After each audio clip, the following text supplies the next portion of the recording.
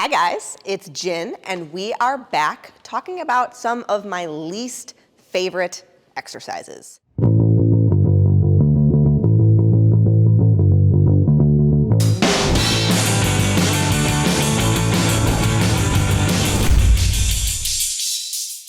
Now, we love movement in all forms, but there are some things that we could probably do a little bit better, maybe a little bit different, and we could be a little bit more conscientious of the way that we apply these exercises and/or concepts.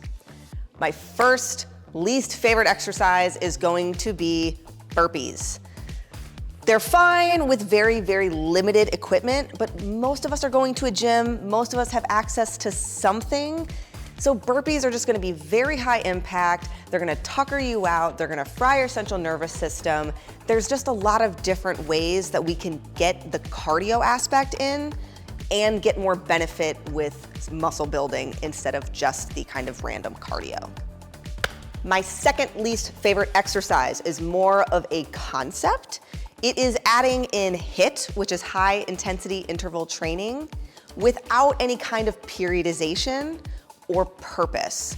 By periodization, I mean adding things in kind of an undulating way, because we don't need to be doing HIIT all year round, nor should we be doing HIIT maybe if we're in a build or bulk season.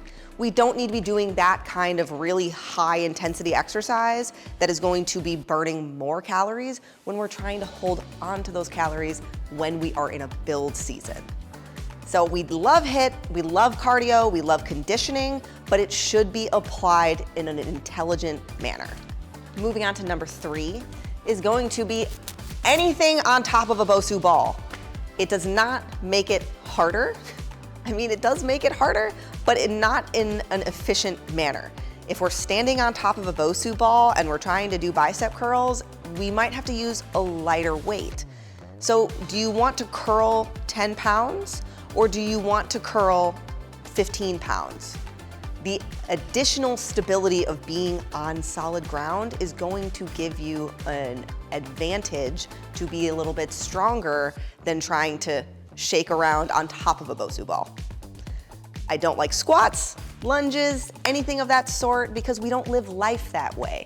We don't live life on top of a bed of marbles or on top of a BOSU ball, so you shouldn't be training on top of one either.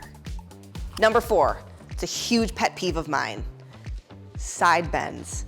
Kettlebell, dumbbell, on a hyperextension, or just standing here. What is the goal of that exercise? Most people don't want to build this part of their body out.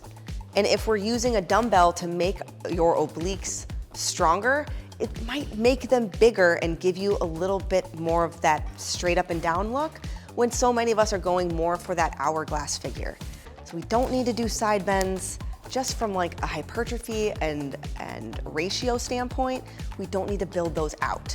So instead of using really heavy weight that's going to continue to build out that muscle, body weight might be a better option unless you are in a bodybuilding category where you want that look. But all of your exercise selections should be intentional. You should know why you're doing them, and you should know what muscle group they're working when doing them. Number 5 is going to be the most important, and it is going to be any exercise that hurts you. If something doesn't feel good, if something's grinding on your shoulder and you have had your form checked and you have done some reading about it, and it's still just after 5, 6, 7, 8 weeks, if it's still hurting, it might not be an exercise for you. Exercise selection is something that is often overlooked because we want to choose the exercises that work well for your anatomy, for your body, because what works for you might not work for me.